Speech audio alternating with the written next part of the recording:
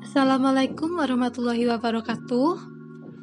Perkenalkan, saya Suryaning Priscelian Deani dari kelas 2E D3 nomor absen 22 Teknik Kimia Polinema. Pada video kali ini, saya akan menerangkan tentang respon hasil tuning sistem closed loop pada pengendali tekanan. Pada video sebelumnya, kita sudah mencari respon hasil tuning sistem closed loop pada pengendali suhu menggunakan metode Ziegel-Nichols. Nah, pada video kali ini, kita akan mencari respon hasil tuning sistem closed loop pada pengendali tekanan. Untuk mencari respon hasil tuning tersebut, kita akan menggunakan metode Internal Model Control atau IMC. Apa itu IMC? IMC diperkenalkan oleh Morari dan Zaviro pada 1989 dengan menggunakan pendekatan matematis atau empiris dari proses dengan data yang kecil maupun besar. Untuk itu, ada parameter-parameter yang harus kita tentukan terlebih dahulu, yaitu yang pertama ada Kp, yang kedua ada Tau, ketiga ada Tau D jika ada, dan yang terakhir ada Tau C. Untuk Tau C sendiri memiliki dua rumus, yaitu rumus ketika ada Tau D atau ada dead time, dan rumus yang kedua ketika ada Tau saja.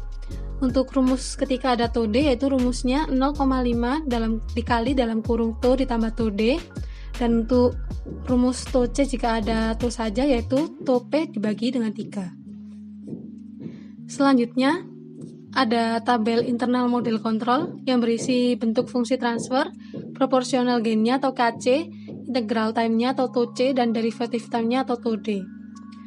Untuk bentuk fungsi transfer tanpa Tau D yaitu Kp per Tau S plus 1. Untuk bentuk fungsi transfer dengan Tau D yaitu Kp E pangkat minus Tau ds dibagi Tau S plus 1. Selanjutnya, proportional gain atau KC untuk tanpa dead time yaitu 1 per Kp dikali Tau per Tau C. Untuk proportional gain dengan Tau D yaitu 1 dikali Tau plus Tau D per 2 per Kp dikali Tau C ditambah Tau D per 2. Selanjutnya, integral time atau Tau C tanpa dead time yaitu nilainya adalah Tau saja. Selanjutnya, untuk integral time Tau C dengan dead time nilainya yaitu Tau ditambah Tau D per 2. Selanjutnya ada derivative time atau Tau D. Untuk derivative time tanpa dead time tidak ada.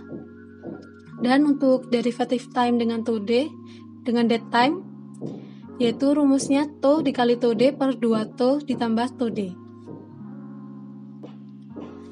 Baiklah, kita mulai analisa respon hasil tuning sistem closed loop pada pengendali tekanan. Seperti yang sudah saya katakan, untuk pengendali tekanan ini kita menggunakan metode IMC, di mana kita harus menentukan parameter-parameternya terlebih dahulu. Nah, seperti pada di sini, berikut ini adalah data hasil pengamatan fungsi transfernya. Data yang didapatkan pertama ada Kp sebesar minus 1,105, yang kedua ada Tau atau Tau P sebesar 9,7 second, yang ketiga ada Tau D sebesar 0 menit. Selanjutnya, parameter pengendali untuk tuningnya, yang pertama kita tentukan Kc. Kc kita dapat dengan rumus 1 per Kp dikali Tau per Tau C. Oleh karena itu, kita harus menentukan nilai Tau C-nya, seperti pada rumus yang sudah saya katakan tadi, yaitu rumus Tau C-nya adalah Tau atau Tau P-nya dibagi 3. Setelah itu, kita masukkan semua variabel-variabelnya dan didapatkan nilai Kc sebesar minus 2,714932. Selanjutnya, dari nilai Kc ini, kita dapat menentukan nilai Pb. Pb didapatkan dari 100% dibagi Kc, dan didapatkan nilai Pb-nya sebesar minus 36,8333. Selanjutnya ada Tau I dalam satuan second. Untuk Tau I sendiri didapatkan dari Tau, jadi untuk nilai Tau I-nya sebesar 9,7 second. Untuk derivative time-nya atau Tau D-nya tidak ada karena sama seperti tabel IMC yang sudah saya jelaskan tadi, itu tidak ada. Selanjutnya, kita menuju pada grafiknya. Untuk grafiknya ada data hasil pengamatan tuning, tipenya adalah tipe servo, pengendalinya PI atau Proportional Integral Controller, SP1-nya sebesar 40,4%, SP2-nya sebesar 50,4%. Untuk PB-nya kita dapatkan dari perhitungan yang sebelumnya yaitu sebesar minus 36,83. Untuk integral time-nya sebesar 9,7 second dan untuk derivative time-nya sebesar 0 second. Pada grafik hasil pengamatannya ada keterangannya yaitu untuk kecepatan kertasnya sebesar 3 cm per menit. Jika satu kotak ini adalah 1 cm, berarti untuk 3 kotak ini adalah 1 menit. Kemudian ada konfigurasinya yaitu dengan tangki. Berikut ini adalah grafik kurva respon hasil tuningnya. Untuk grafik ini, pertama-tama kita tentukan dulu garis SP1-nya, garis PV atau NA-nya, dan juga garis SP2-nya. Selanjutnya, parameter-parameter yang akan kita analisis. Yang pertama ada overshoot, decay ratio, peak time, rise time, response time, period of oscillation, dan offset.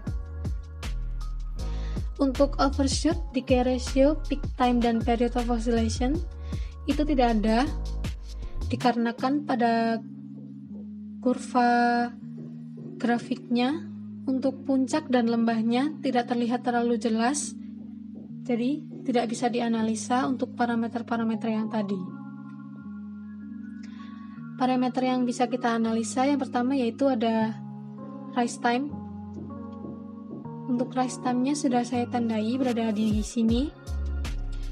Kemudian kita hitung menggunakan penggaris dan didapatkan untuk rise time-nya sebesar 0,6 dengan penggaris, dan kita ubah dulu menjadi satuan second yaitu 0,6 dibagi 1 dikali 60 dibagi 3 sebesar 12 second. Selanjutnya ada response time. Response time yaitu waktu yang diperlukan untuk mencapai keadaan tunak, ditandai dengan garis warna ungu.